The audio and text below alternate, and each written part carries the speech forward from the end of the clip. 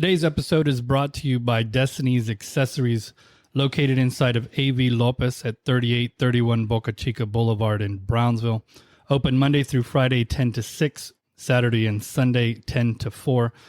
Destiny Accessories has all the phone and tablet accessories you need, including chargers, screen protectors, wallets, clips, holsters, pop sockets, cases, and much more.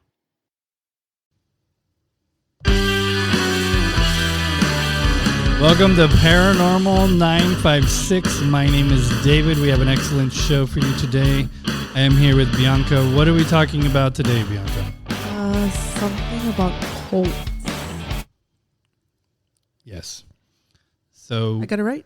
Yes, you did get it right. Yes. We are going to be talking about, back to TSC where we went to school. Right. The Mark Kilroy murder.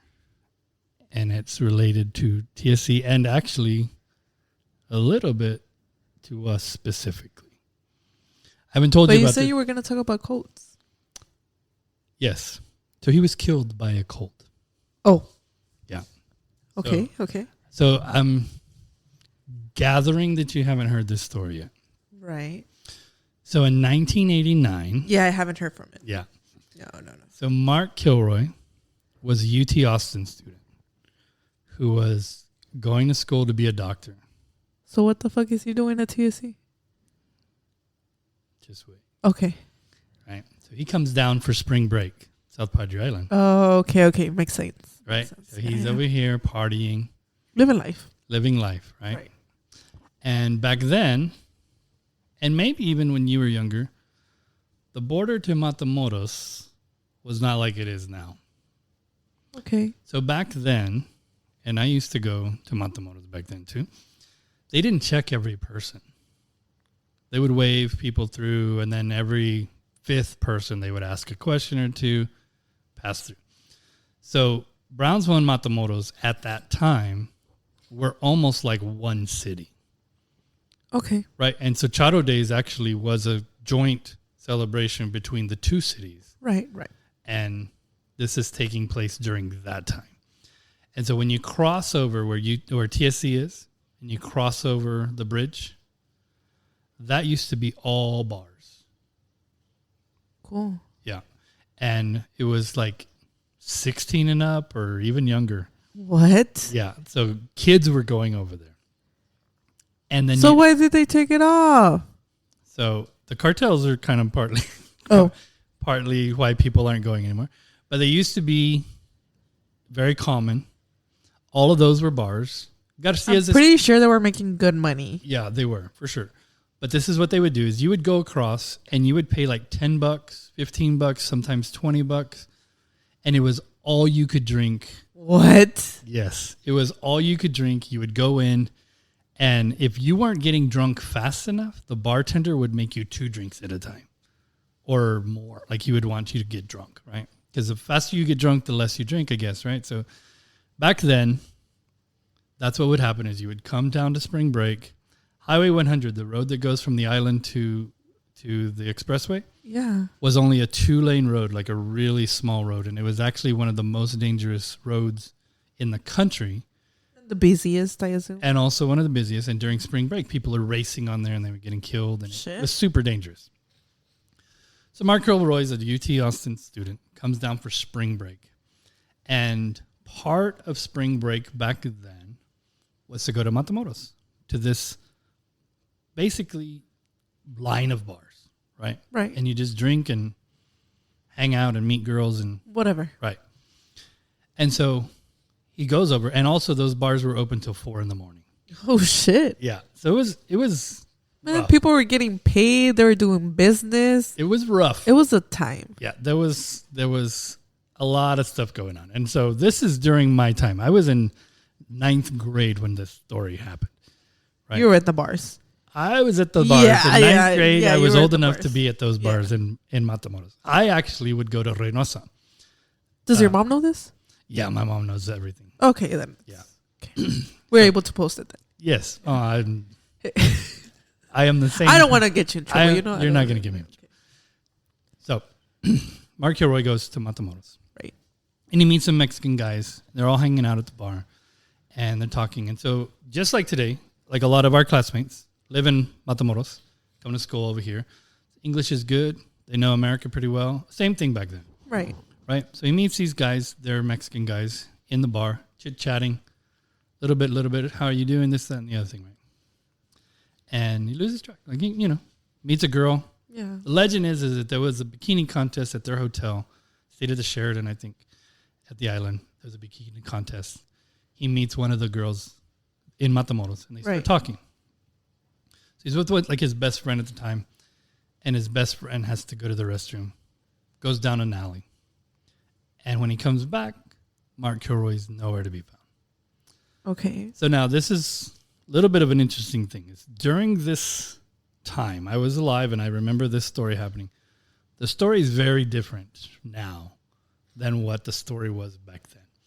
So you kind of have to figure out where the truth was. It's probably somewhere in the middle, right?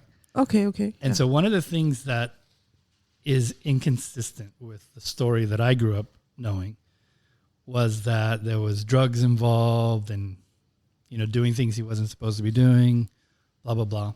He gets kidnapped, right? Okay. And so his friends, they're looking for him all through Matamoros. Sun comes up and they're like, you know what? He probably went to the hotel on his own because it was super packed. At this time, there's 15,000 Americans. Would someone leave without their friend? So that they just thought that maybe was the reason. But they get back to the hotel. He's not there. Okay. Turns out Mark Kilroy's uncle works for Border Patrol. So he starts get the ball rolling. Like, let's find this guy. His family comes down. They start posting posters. Like, it's a big deal. Everybody knew the same day. Or shortly the after. next morning. Next couple of days, right? And so it's a big story. And so somehow or other, they had like a checkpoint kind of in the front of like right across the bridge, right? And somebody just drives past the checkpoint. And so the cartel at the time didn't really care about the police, right? They kind of run everything, right? So they don't understand or they don't realize that this checkpoint is actually an American checkpoint looking for people dealing with the cartel, et cetera, right? So instead of chasing him lights and sirens, they're like, let's just see where he goes. And he takes him right to where the cartel is. Okay. And so they start figuring stuff out. Long story short, Mark Kilroy was captured by a cult that was kind of like the spiritual advisors to the cartel at the time. Okay. And so this is where the TSC thing comes in. At the time, one of the characters in this story that was talked about a whole lot was a girl named Sara Aldarete. She was a TSC student. Not only was she a TSC student, she was an honor student. She was involved in like a lot of stuff.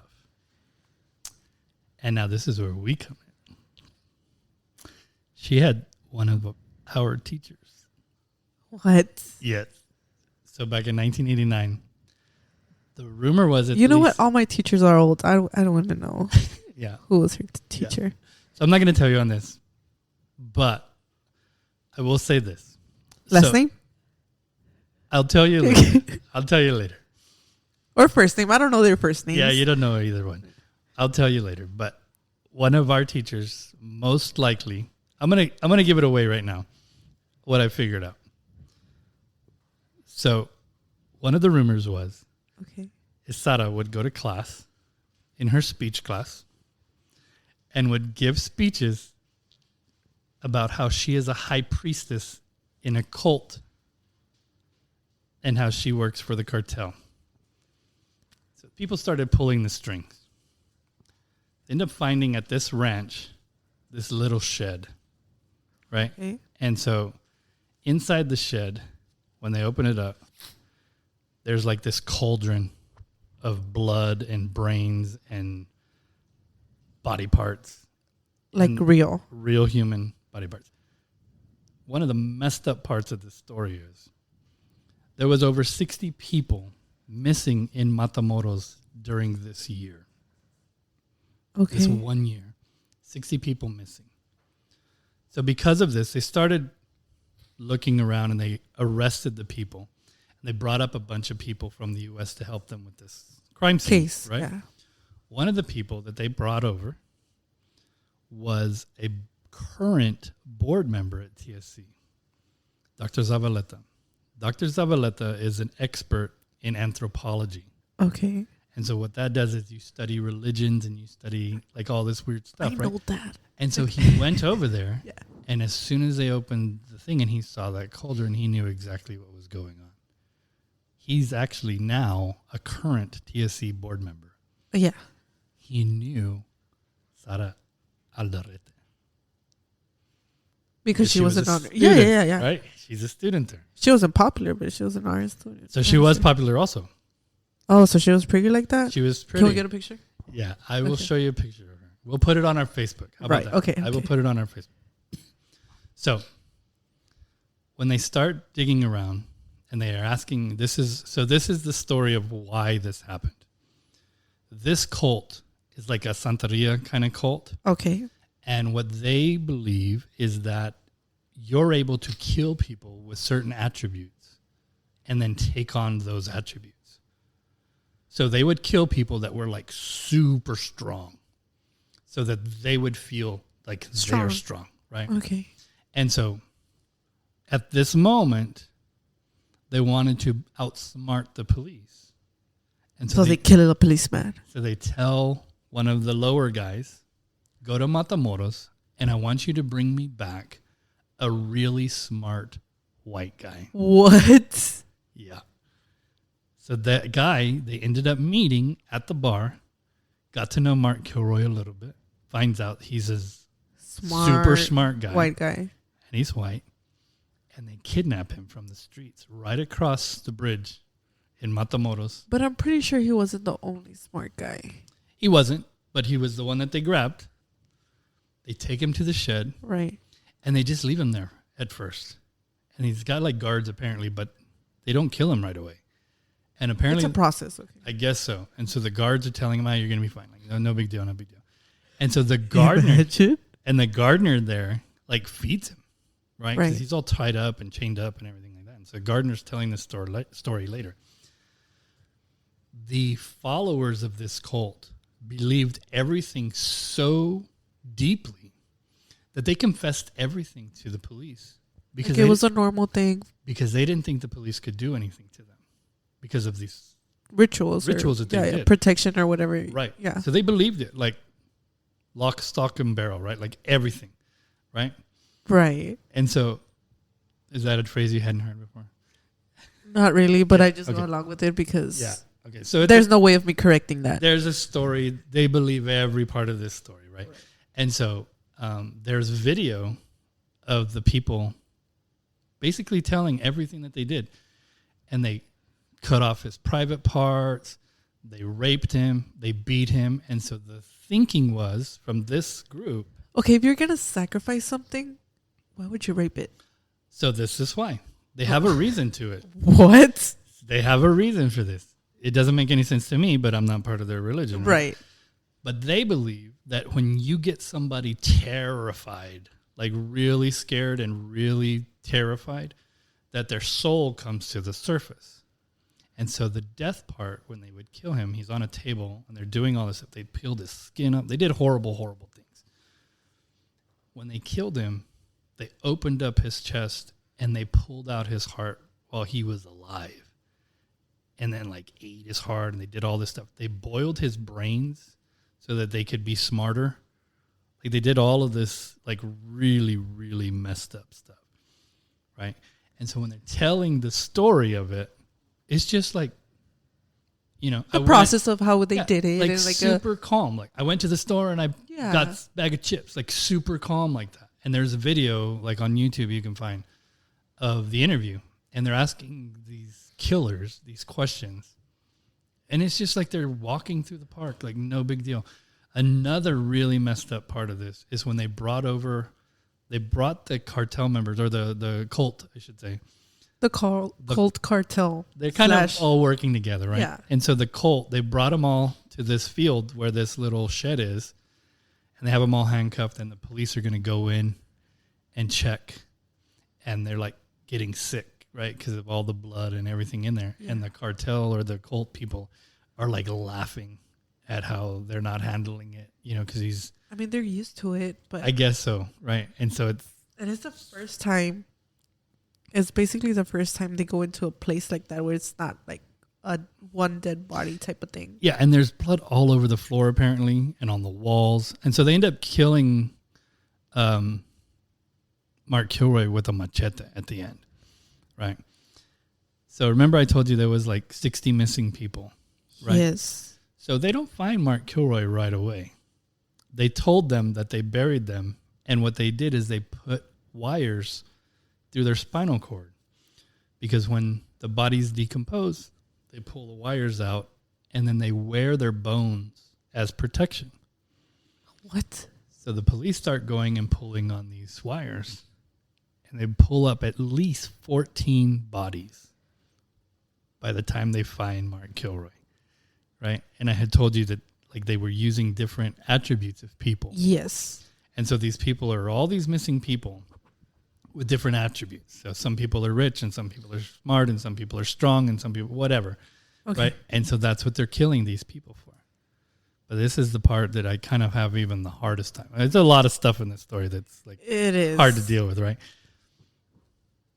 After the 14th person, they called the curandera to come do like a cleansing ritual. Yeah. They burned the shed down, and they left all the other bodies there. Oh, they didn't even take the rest of the bodies out? They didn't even get the rest of them. So there's still bodies there? More than likely. Well, bones, I would guess. I guess so, yeah. And so they didn't even, like, it was almost like... They didn't even bother to check, like, who else was missing, or, like, if it was actually the 60 people that were missing. Right. It was just like, we did enough. But at the same time, you would think, I'm not a cop. Right. Clearly. I'm not an investigator. Clearly. I didn't get degree near that. Right. But you would think they would be pulling up the rest of the bodies. It would, yes. Common sense. It would think so. If somebody said it's too hot, that doesn't seem like a good enough reason. Back in the day, I don't think it was that hot. Like today. Maybe. Well, but even what I'm saying is, even if it was today and even if it was hot, you still want to dig up the bodies. That's what I'm saying. Right. Like, it's not a good enough reason. What if the curandera... Well, I'm just saying. Yeah. Because I know, like, I've heard curanderas, they're like, oh, no, like, we're not messing with the body. We're just going to do something over the grave or whatever you want to call it. Sure. Like and the field. Yeah. And leave it as it is. So, because they let the body rest or whatever. Right. So let's just say. Maybe the curandera said, hey, don't take them out. Yeah. Let's just say that it was somebody that you were related to, right? That's what I'm saying. Would you be satisfied if they said, they're buried out there, we cleansed it, don't worry about it? Guys, we found Mark. Let's go. Yeah. Would you? Yeah, that's how it feels like. That's how it feels. Exactly. That's what happened. That's exactly what happened. But what I'm saying is, would you feel like, he's out there, my loved one's out there, and they cleansed it, it's good? You couldn't do that, right? No, because you don't even know if he's actually there. You don't know, right? Yeah. Because what if there was another cartel doing the same thing? And there was also true. So this is, when you were asking me, why isn't it still like that? There was a time between then and now where there were multiple cartels in Matamoros, and they would just have a shootout in the middle of town. Right. Like they still do. Right. But it was really bad for a while. Like really bad. They do still do that. Yes, you're right. I went the other day to give blood, and there was a kidnapping the day before of 5 Americans or something like that. Oh, yeah. I was in Mexico the day after. But you were one of the Americans. I was not kidnapped that I remember, but... You went to drop off blood. I dropped off blood, yes.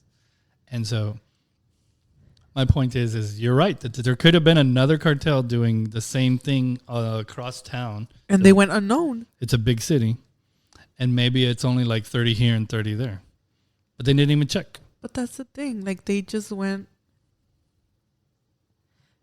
If the uncle wouldn't have been looking for Mark, right? Who would have? Right. Well, there's also a lot of that, right? Like, so not only was the uncle, well, the family and everything. he was part of he was part of Border Patrol, right? Like, they had some pull. It wasn't just like you or me. Like, hey, cops, can you look for my uncle? Let's go do a report, guys. Yeah, like it wasn't like that. Like, it was like they had some pull, and so they got some stuff done that normally wouldn't have got done. Even though they called on our authority to go over there and check too, right? You would think there's more people to investigate, more people to help out on the case. You would think, yes.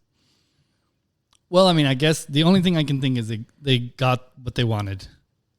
And so anyway, the end of the story is that the story now is this Sarah Aldarrete person is a lesser character.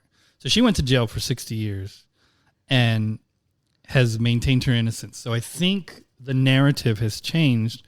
So people are more sympathetic to her, and they're like, she wasn't really the bad guy. And now there's another guy who was like the main guy, who the current story is more about him.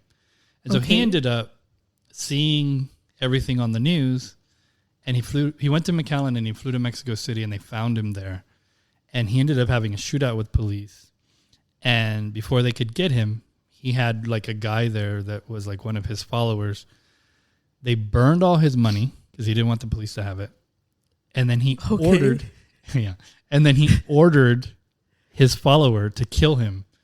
And he says, if I don't die, you're going to have a hard time in hell when you're done. Yeah. And so his follower kills him. And yeah, who wants to go through hell? Yeah. So they all believed that the people that they tortured and murdered were going to be their slaves in hell in their afterlife. What? Yeah. So that was the whole point of making sure that they follow you, because you're going to torture them and then you have their souls. So, like I said, I'm not religious. And if I was, I don't think that would be the religion I would pick. Of course. It's a little rough out there. And it sounds too much. It's a lot of work to do. Yeah. It's a lot of work. I mean, I'd rather just go on Sundays every once in a while, maybe. If that. I don't even do that. No. I don't even do that. But anyway, I thought it was an interesting part that I think there should be cults that start doing Sundays at the Pulga. That should be a hit. It's not a bad idea. Buy agua fresca, elotes, and pizza. Yeah. I wonder how many cults there are here in the valley. Because you don't really hear about them like this. And I mean, as long as they're not killing humans, people just leave them alone, I guess. Right. Like, they probably kill like grasshoppers or something smaller that we don't bother so much. You know, at the Pulga, they sell a lot of birds, right? It's true. A lot of birds. A lot of birds. I don't think that's supposed to be happening, but yes, they do. They do sell. Yeah. Business has been going for a while. It's true. It's also true. There might be a cult there. Could be. Maybe that's where they're getting their birds. Right. But what do you think about us having like just a few lines to draw to get to some of these things? What year was this? So this was in 1989. Yeah, no. But connected to you, yes. No, but our instructor was this lady's instructor. What you said? Speech? Yes. Our speech instructor. I barely remember Orestian Rodriguez from Automotive. Yeah. Speech. Anyway, I thought that was very weird that we have a little bit of a line to this. I'm surprised you don't remember, because you were very mad because I recommended her. Anyway. Was it Perez? I'm not going to answer that. What? I'm not going to answer that. But that's the episode for today. Hopefully this is a little bit better than last episode, because you said that story was boring. Yeah, this was interesting, to be honest. Well, this is true. And not only was it true, but it was like something that happened while I was alive, and I remember all of it. Yeah, so you were. I was alive. Yeah. You were. You are still alive. I'm also still luckily, alive. because they could have taken you. I was over there some of the time. You're not smart, but Right. I'm safe from any cult that wants smart people. I am safe from them. unless they're looking for white people. Not as white as you think. Not as white as you think. By the looks of it, yeah, they would take it. They'd be very disappointed. Right. In any way, whatever they took me for, they would be disappointed. Whatever they took me for. Even if they took me to fix their cars, they would be disappointed. Same. So, anyway. That was it for this episode. We'll see you back soon with a new episode. Thank you for listening.